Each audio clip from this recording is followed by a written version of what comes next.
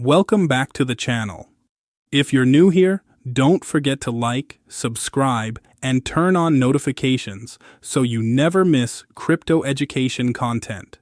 Today, we're diving deep into Ethereum, or ETH, as most people call it. This is the complete beginner's guide, everything you need to know about Ethereum before you even think about investing. Now, if you watched my previous XRP video, you learned about one cryptocurrency and its specific use case. Ethereum is different. It's not just a payment system. It's a completely different category of blockchain technology, and understanding the difference is crucial. So here's what we're covering today. We'll start with the absolute basics. What is Ethereum and how is it different from Bitcoin and XRP? Then we'll break down how it actually works. We'll explore why Ethereum matters.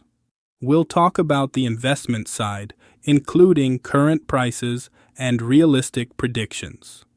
We'll discuss the risks. And finally, we'll give you the honest verdict. Should you care about Ethereum? This is going to be comprehensive. We're talking about a 25-minute deep dive, so grab a coffee, get comfortable, and let's learn about Ethereum. Let's start with the first question everyone asks. What exactly is Ethereum? Here's the simple answer. Ethereum is a blockchain network that lets people build applications on top of it. That's it. That's the key difference from Bitcoin and XRP. Bitcoin was built specifically for one thing, to send money peer-to-peer without a middleman. That's its job. XRP, as we discussed last time, is built for banks to use for international payments. Ethereum? It's more like a computer, a global computer that anyone can write programs for. Think about it this way. If Bitcoin is like a calculator that only does one function, checking and recording payments, then Ethereum is like a computer that can run any program. You can build anything on top of it. Financial apps, games, social networks, prediction markets, lending platforms, anything. The person who created Ethereum was a programmer named Vitalik Buterin. He was born in Russia, grew up in Canada, and when he was just 19 years old, he published the Ethereum white paper. He realized that blockchains could do more than just transfer money. They could run programs. They could enforce agreements automatically. They could create entirely new types of systems that didn't need a central authority. The Ethereum network launched on July 30th, 2015. So as of January 2026, it's been running for over 10 years. In crypto terms, that makes it very established and proven. Now, here's something important to understand.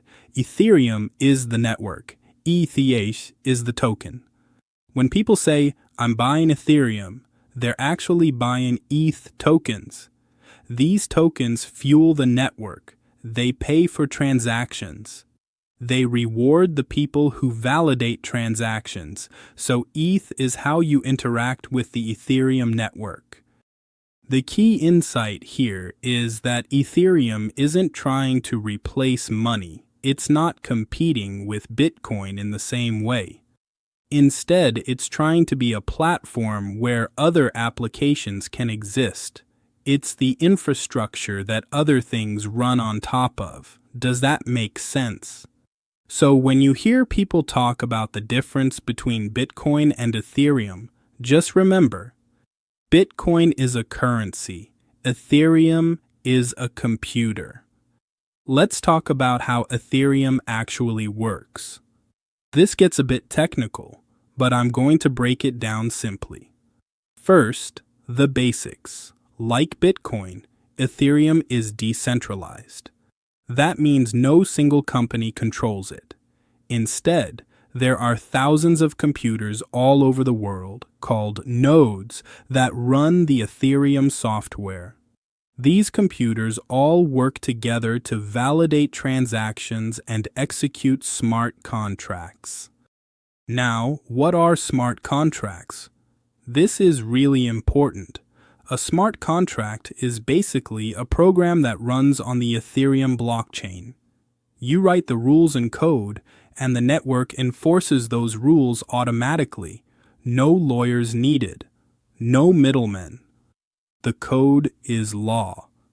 Here's a real example. Imagine you want to bet $100 with your friend on whether it will rain tomorrow. With traditional betting, you'd need a betting service to handle the money and determine who won. With a smart contract on Ethereum, you write code that says, if it rains, send the money to person A. If it doesn't rain, send it to person B. The code automatically enforces this. Once the weather outcome happens, the money moves automatically. Neither of you can back out. Neither of you can cheat. This is revolutionary because it removes the need for trust. You don't need to trust the betting service. You don't need to trust your friend. You trust the code and the blockchain that enforces it. Now, how does Ethereum process transactions? When someone sends ETH or interacts with a smart contract, here's what happens. First, they create a transaction. Then this transaction gets broadcast to the network. The thousands of nodes receive this transaction. Next, special computers called validators check that the transaction is valid. They verify that you actually have the money you're trying to send, that you signed it with your private key, all of that.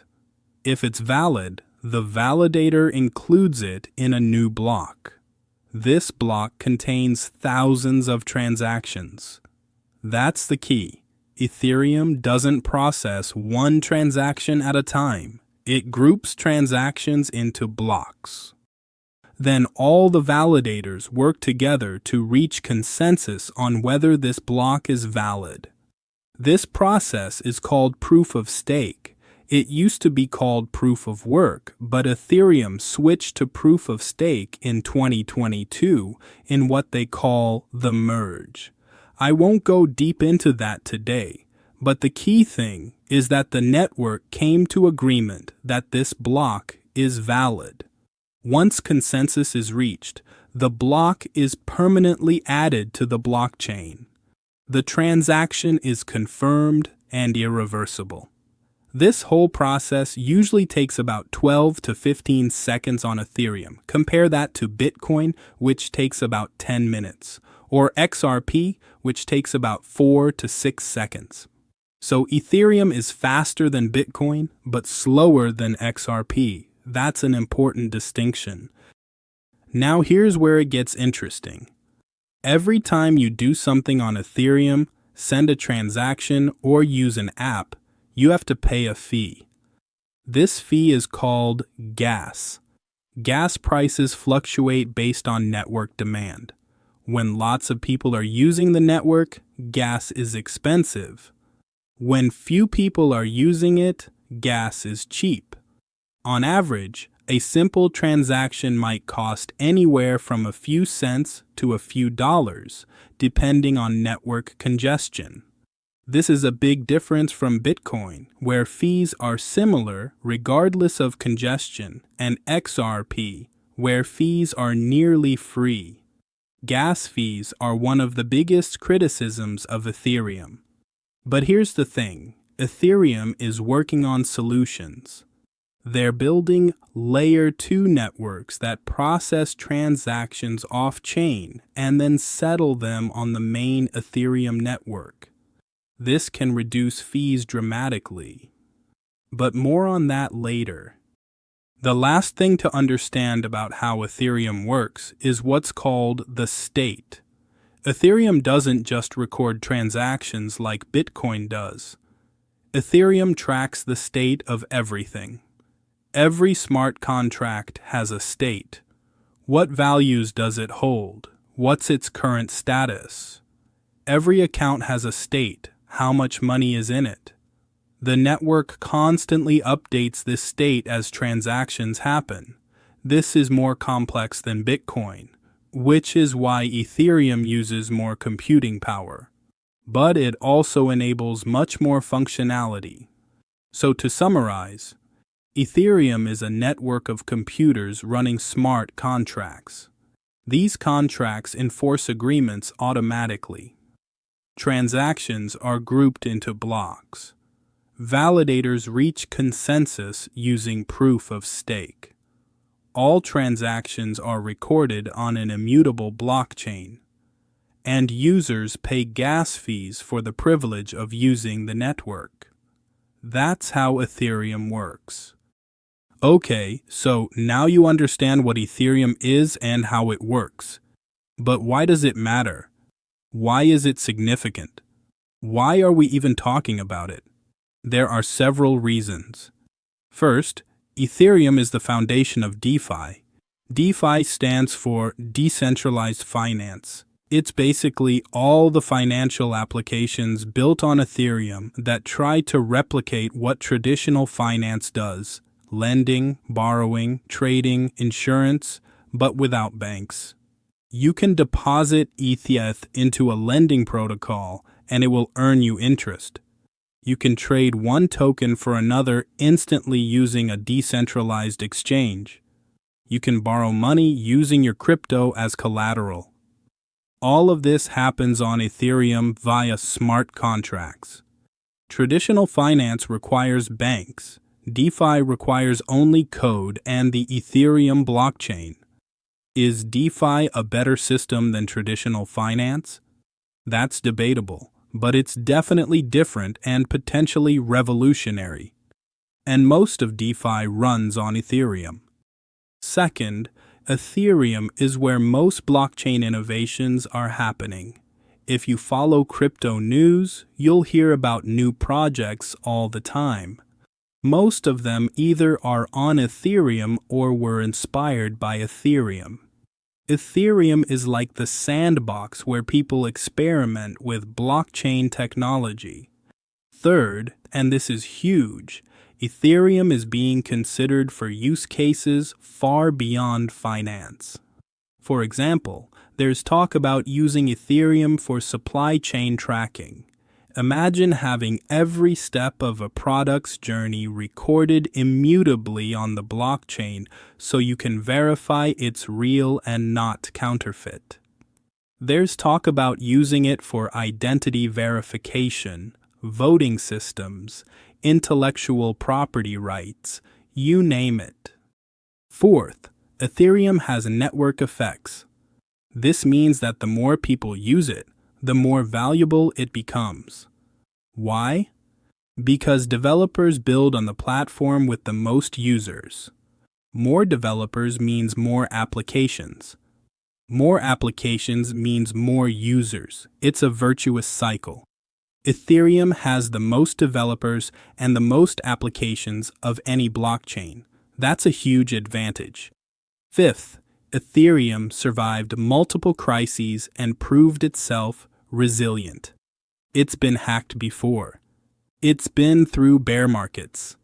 It went through the DAO hack in 2016, a famous hack where millions were stolen.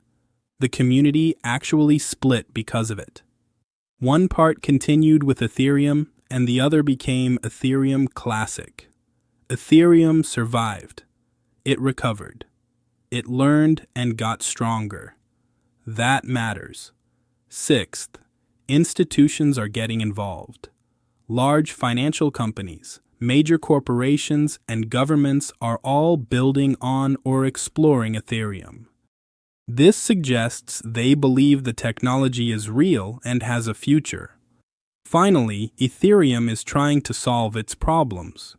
The biggest criticism of Ethereum is high gas fees. But Ethereum developers aren't ignoring this. They're implementing solutions, Layer 2 networks, new consensus mechanisms, sharding. These are all things being built to make Ethereum faster and cheaper. The fact that the community is actively improving the protocol is important. Now, does all this mean Ethereum is a guaranteed success? No, there are risks. We'll get to those. But the reasons I just listed explain why Ethereum is one of the most important and discussed cryptocurrencies in the world. It's not just another altcoin. It's infrastructure that thousands of applications are built on top of. That fundamentally matters. Let's talk about where Ethereum is right now, as of January 2026. The price of ETH is currently around $2,000. That might sound expensive compared to XRP at $2.50, but remember, price per coin is misleading. What matters is market capitalization, the total value of all ETH tokens. Ethereum's market cap is roughly $1,500 billion. That makes it the second largest cryptocurrency by market cap, just after Bitcoin. Ethereum has a total supply of over 120 million ETH tokens. Unlike Bitcoin, which has a hard cap of 21 million, Ethereum doesn't have a maximum supply. New ETH can be created indefinitely. However, there's also a mechanism that burns ETH when transactions happen, which reduces supply. So there's a balance. The 2024 and 2025 years have been interesting for Ethereum.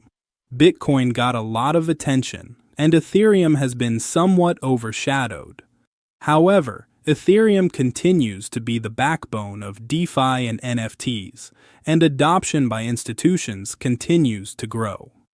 One major thing that happened was the spot ETH ETF approval. In May 2024, the SEC approved several spot Ethereum ETFs. This means you can now buy Ethereum exposure through a regular brokerage account without having to buy ETH directly on a crypto exchange. This is huge for institutional adoption. So, as of January 2026, Ethereum is established, it's mature, it has real use cases, and it's getting more institutional acceptance. That's the current situation. So if you decided you wanted to buy Ethereum, how would you actually do it? First, you choose an exchange. The major ones are Coinbase, Kraken, Binance, Uphold, and others. If you're in the US, I recommend Coinbase or Kraken for beginners because they're regulated and straightforward. You create an account, verify your identity through KYC, know your customer, and connect your bank account. Then you deposit money from your bank to the exchange. Once the money arrives, you navigate to the ETH trading pair, decide how much you want to buy, and place an order. You instantly own ETH. Now, here's the important part: security. If you're planning to hold ETH for the long term, leaving it on the exchange is not ideal. You should move it to a wallet you control. This is called self-custody. The best option for beginners is a hardware wallet like Ledger or Trezor. These are small devices that store your private keys offline. You'd plug the device into your computer, initialize it, write down your recovery seed phrase in a safe place, and then transfer your ETH to the wallet address the device generates. Once your ETH is in a hardware wallet, you control it completely. No exchange can take it from you. If you're not ready to buy yet, that's completely fine.